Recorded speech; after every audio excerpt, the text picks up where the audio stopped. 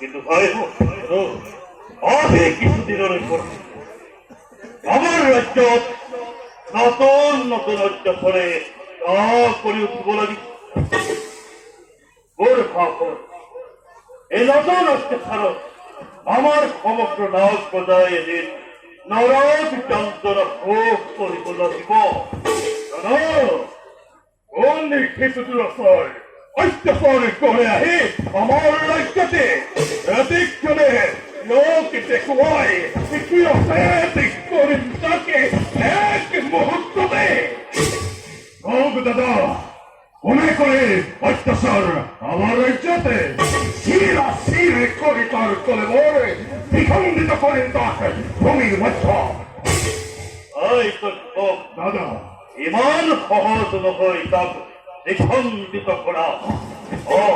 ইমান সহজ নহয় তার বাবে দায়ী কোন সুন্দর তার বাবে দায়ী আমার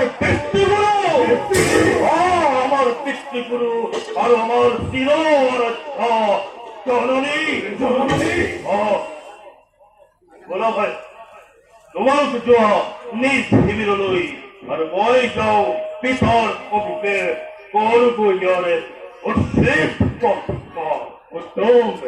উত্তম জানো যোৱা তুমি পিতৰ ওচৰলৈ আমি যাওঁ নিজ শিবিৰলৈ যোৱা দাদা পৰাটো ইয়াৰে উচিত প্ৰতিকাৰ